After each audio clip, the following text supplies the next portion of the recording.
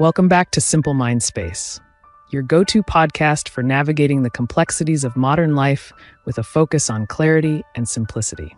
I'm your host, and today we'll be diving into a topic that's paramount to all of us: how to increase your income. Now, before we jump in, I want to extend a warm welcome to all our new listeners. Simple Mind Space is a space where we explore essential life skills, especially in the realm of personal finance and career development. If you find this podcast helpful, please hit that like button, share it with your friends, and subscribe to stay updated on new episodes. Let's get started. Today, we're talking about increasing your income. This topic is undeniably one of the most significant aspects of everyone's life. We'll unpack the very roots of income, delve into its essence, and ultimately map out practical strategies to boost your earning potential. First things first, to embark on this journey of income growth, we need to understand the fundamental nature of earning an income. In a previous episode, we discussed how the core principle of income generation lies in exchanging value, the value we create through our work, for money. The most common and readily observable method is exchanging our physical labor or time for money. Let's take a simple example. Imagine someone working as a warehouse loader. Their value lies in moving packages from one location to another. Assuming they can move a certain number of packages within a given time frame, their income is directly proportional to the quantity of packages moved. While this demonstrates the basic principle of value exchange, it highlights a crucial limitation. Our physical effort and time are finite resources. So, how do we transcend the constraints of physical labor and time to increase our income? The answer lies in leveraging our skills and knowledge. By acquiring specific skills and honing our expertise, we transition from simply providing labor to offering specialized services. Think of a skilled tradesperson, for example. They've invested time and effort in developing their craft, allowing them to command higher rates for their work. This applies across various fields. Software developers, for instance, possess the skills to create software solutions, which are highly valued in today's digital age. Similarly, management professionals utilize their organizational and leadership skills to lead teams and drive business outcomes, leading to higher incomes compared to entry-level positions. Now, developing these skills requires identifying our passions, understanding our strengths, and dedicating ourselves to continuous learning and improvement. It's about investing in ourselves, honing our talents, and positioning ourselves to deliver greater value.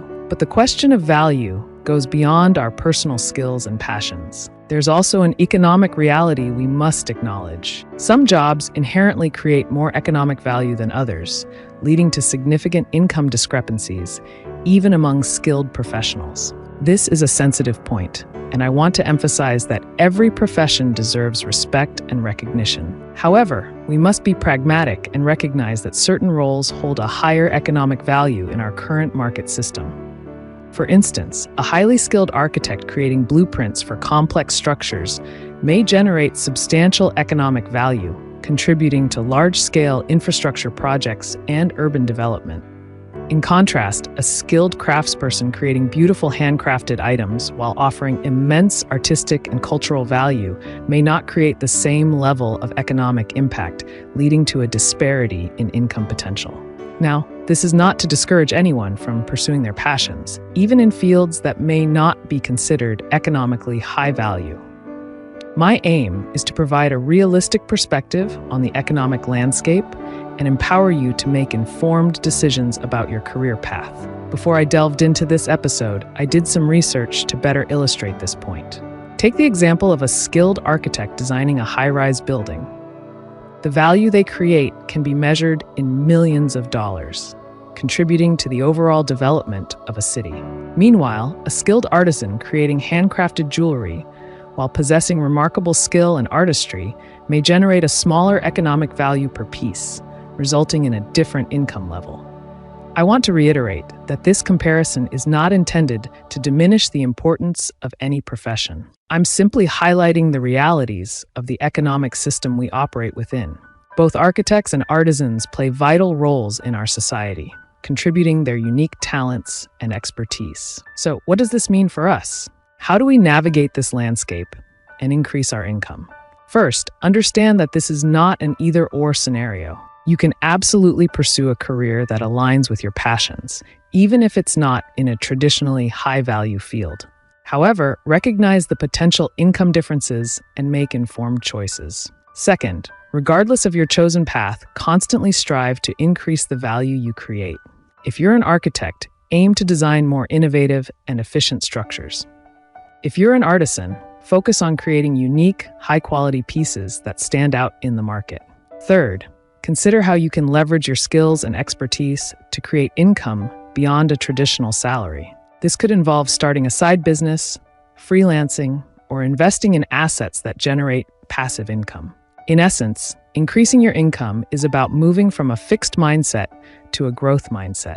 It's about recognizing that your income is not predetermined, but can be expanded through continuous learning, skillful negotiation, and strategic decision-making. To illustrate, consider someone working in a standard office job with a set salary. Let's say they decide to take on a side hustle, perhaps by leveraging their writing skills to freelance for various publications. By doing this, they're expanding their income potential beyond their primary job, effectively increasing their overall earnings. Or take someone in a management role. They might propose to their company that they receive a performance-based bonus on top of their regular salary, tied to specific performance indicators. This way, they're aligning their income with their ability to deliver tangible results, potentially boosting their earnings. These are just simple examples. The key takeaway is that increasing your income often requires stepping outside your comfort zone, embracing new challenges, and finding creative ways to generate value. Now I'm going to share a personal anecdote to highlight these points. As I mentioned earlier, I have a passion for both technology and photography. Both fields bring me immense joy and satisfaction. However, I ultimately chose to pursue a career in technology because I recognized its potential for higher income. That said, my love for photography never faded. I continued to hone my skills, capture beautiful images, and even do some freelance photography work. This allowed me to pursue my passion while generating additional income on the side.